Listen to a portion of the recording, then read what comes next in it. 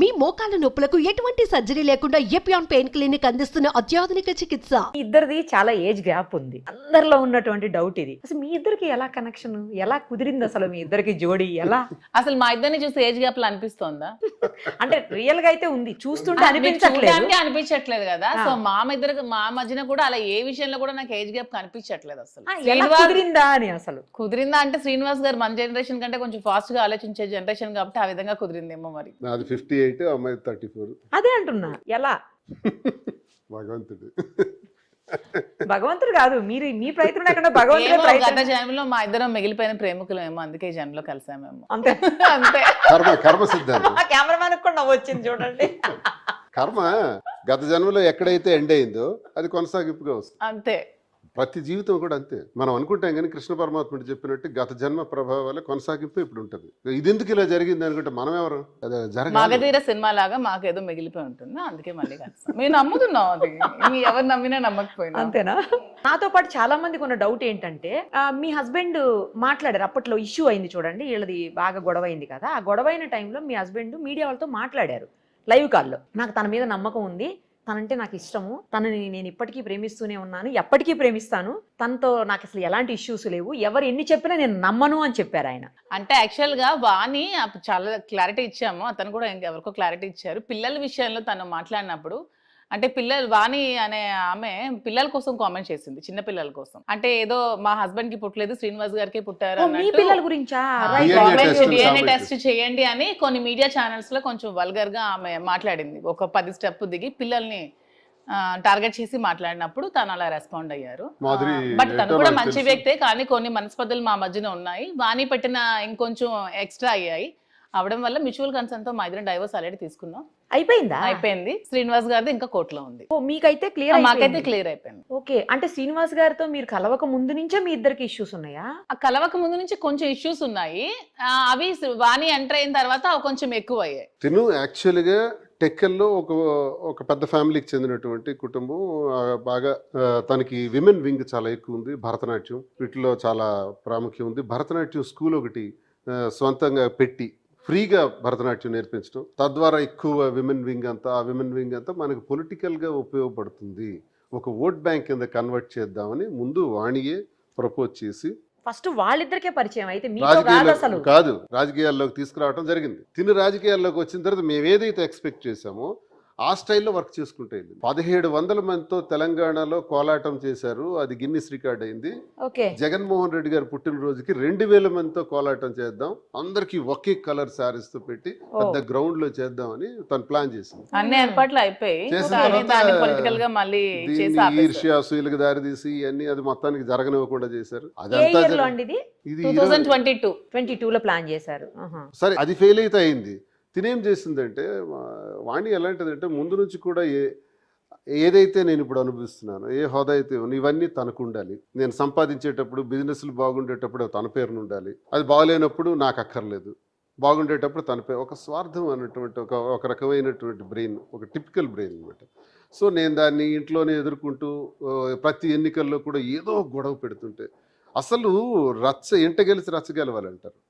ఇంట్లోనే నాకు సవాల్ స్టార్ట్ అవుతుంది, నువ్వు ఎలా గెలుస్తావో చూస్తాను. ఇంకా నేను బయటికి వెళ్ళి ఏం పని చేస్తాను? ఈ సవాల్స్ని ఎదుర్కొనే నేను ఇన్ని ఎన్నికల్లో ఫేస్ చేయాల్సి వచ్చింది. ఇంత కష్టాల్లో అనుభవించిన నేను, అయినా కుటుంబం, పిల్లలు, వాళ్ళని కాపాడుకోవాల్సిన బాధ్యత అవసరం అనుకుందని నేను ఎప్పుడు నిలబెట్టుకుని వస్తుండేవాడిని. కానీ తనేం చేసిందంటే, తనకి నాకు సంబంధం ఉన్నట్టుగా, అప్పటికి ఏమాత్రం లేనప్పటికి కూడా ఉన్నట్టుగా క్రియేట్ చేసి క్యాడర్ మధ్య, ప్రజల మధ్య, ఆఖరికి నా నాయకుడు అధిష్టానం జగన్మోహన్ రెడ్డి గారు ముందు కూడా ఇవన్నీ పెట్టడం వల్ల నాకు టిక్కెట్టే కావాలి, శ్రీనివాస్ కావాలని తను అనుకుని ఉంటే ఈ గొడవ ఇంతవరకు వచ్చి ఉండేది కాదు. నాకు నా భర్తే కావాలి అని తను అనుకుని ఉంటే.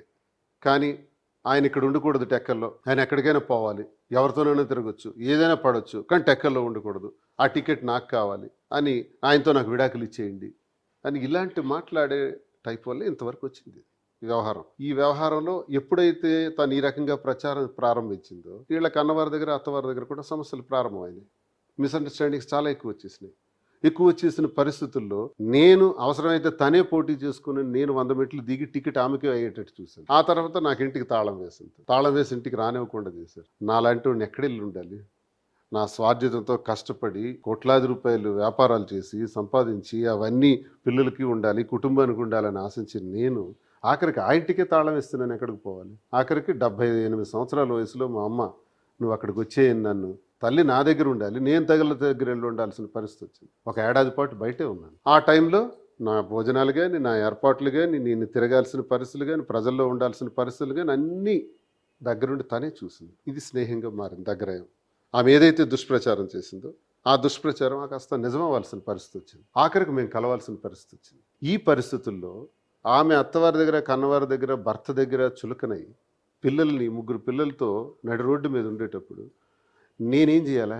ఈ క్రిటిసిజం చేసే వాళ్ళందరికీ, ట్రోలర్స్ అందరికీ మీ ద్వారా నేను తెలియజేస్తున్నాను, ఏం చేయాలి?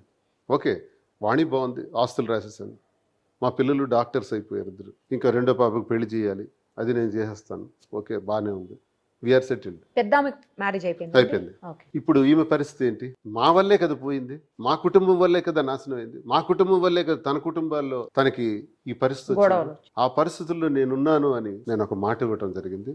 ఆ మాట ఇచ్చిన ప్రకారం ఈరోజు కొనసాగింపుగా ఇవి చేస్తున్నాం తప్ప ఇదేదో నాకు అవసరమని, తనకు అవసరమని, లేదా ఇంత ఏజ్ గ్యాప్స్లో ఇవన్నీ అవసరమా అని మీరంటే, ఇది పూర్వజన్మ సుకృతంగా చెప్పుకుంటూ ఈ టైంలో అవసరమే పడింది, ఇలా ఉండాల్సిన అవసరం వచ్చింది. ఈ అవసరంలో నాకు 2 పిల్లలు ఉన్నారు, తనకు 3 ఉన్నారు.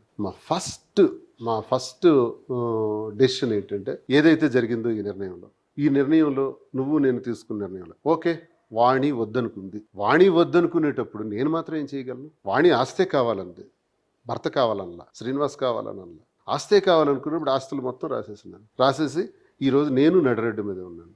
నాకు ఎవరు చూసేవారు లేరు. పేరు చూస్తే నాంబడా దర్శన చోట అన్నట్టు అయిపోయింది. పేరు చూస్తే పెద్దే. ఇప్పుడు నన్ను చూసేవారు ఎవరు? నేను ఎలా కొనసాగించాలి? నా భవిష్యత్తు నేనున్నంత వరకు ఎలా కొనసాగించాలి?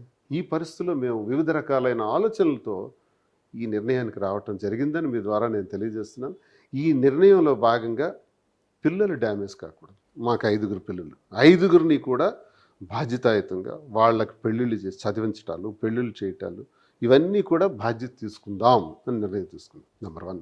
నెంబర్ 2, ప్రజలు. ఏ ప్రజలైతే మనకు నమ్ముకుని ఇంతవరకు మనకు జీవితాన్ని ఇచ్చారో, ఏ ప్రజలతోనైతే మేము జీవితం గడిపానో, నాదైతే నా 25 సంవత్సరాల జీవితంలో 18 సంవత్సరాలు అపోజిషన్ పాత్ర. అపోజిషన్లో నేను తినని దెబ్బలు లేవు. 62 రోజులు జైల్లో ఉన్నాను. నేను ఉద్యమాలు చేశాను. ఒక పెద్ద థర్మల్ పవర్ ప్లాంట్ రైతులకు వ్యతిరేకంగా, చిత్తడి నేలల్లో మత్స్యకారులకు వ్యతిరేకంగా పెడుతుంటే ఆ పవర్ ప్లాంట్ని east Coast thermal power plant అని తరిమి కొట్టడానికి 36 గ్రామాలతో కొన్నేళ్ల పాటు 5-6 సంవత్సరాలు ఉద్యమం చేశాను. ఆ ఉద్యమంలో మా మీద పోలీస్ ఫైరింగ్స్ కూడా ఓపెన్ చేశారు. నా మీద పోలీస్ ఫైరింగ్ ఆర్డర్స్ కూడా ఇచ్చేసినారు. ఇంటి చుట్టూ చేరి పోలీసులు ఫైర్ చేయడానికి. అలాంటి టైంలో నన్ను అరెస్ట్ చేసి ఫైర్ ఓపెన్ చేస్తూ 3 చనిపోయారు మా ఉద్యమంలో. ఇంత పెద్ద ఉద్యమం చేసి ఆ రైతులు, ఆ చిత్తడి నేలలు, ఆ మత్స్యకారుల్ని నిలబెట్టుకున్నాం, కాపాడుకున్నాం. సెంట్రల్ గవర్నమెంటే రెస్పాండ్ అయ్యి, జయరాం రమేషే రెస్పాండ్ అయ్యి ఆ east Coast thermal power plant రద్దు చేస్తున్నాను అన్నారు. ఆ స్థాయికి తాకింది మా ఉద్యమం. ఇలాంటి ఉద్యమ నేపథ్యంతో నేను వచ్చిన వాడిని, ప్రజల కోసం నిత్యం పనిచేసిన వాడిని. సో ఇప్పుడు మాకెప్పుడు కూడా మా గుండెల్లో ఏముంటుందంటే ఆ ప్రజలు, ఆ కష్టాలు, ఆ సమస్యలే ఉంటాయి. అధికారంలో నేను ఉన్నది ఆఫ్టర్ ఆల్ 5-6 ఇయర్సే. ఇదో పెద్ద విచిత్రం అయింది కదా, అపోజిషన్లోనే ఎక్కువ కాలం. సో నాకు అధికారం అన్నది కావాలి అనుకుంటే అధికార పార్టీలకే ఉండేవాడిని, అధికార పార్టీలకే పోయి ఉండేవాడిని. నేను ఎందుకు అపోజిషన్లో ఉండి ఈరోజు కూడా ఇంత ఛాలెంజింగ్గా కూటమి ప్రభుత్వం మీద గట్టిగా మాట్లాడుతున్నాను. ఏ రోజు నా చేతులతో రూపాయి లంచం తీసుకోలేదు, అవినీతి చేయలేదు, భూ కబ్జాలు చేయలేదు, భూదందాలు చేయలేదు. చేస్తే there is a good chance for కూటమి గవర్నమెంట్ అండ్ అచ్చెన్నాయుడికి రైట్ ఛాన్స్ నా మీద ఏదైనా అయ్యాలంటే. ఏదో పవన్ కళ్యాణ్ తిట్టాను, నన్ను స్టేషన్లో కూర్చోబెట్టి అలా అలా అలా ఆలోచించడం కాదు. తప్పు చేసానో తీయండి నా ఫైల్స్.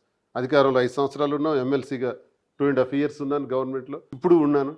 తప్పులు అప్పుడు ఏమైనా చేసుంటే తీయండి, అరెస్ట్ చేయండి, కేసులు పెట్టండి. ఇంత దర్జాగా నేను మాట్లాడగలుగుతున్నామంటే మేము నిజాయితీగా పాలిటిక్స్ చేశాం కాబట్టి, నిజాయితీగా ప్రజల్ని నమ్మాం కాబట్టి, ఆ ప్రజలు మమ్మల్ని కూడా నమ్మారు కాబట్టి, ఆ ప్రజలు అన్నది మా రెండో కాన్సెప్ట్. పిల్లలు నెంబర్ 1, ప్రజలు నెంబర్ 2. ఈ రెండింటిని నిలబెట్టుకుంటూ ముందుకు వెళ్ళాలంటే మేము ధైర్యం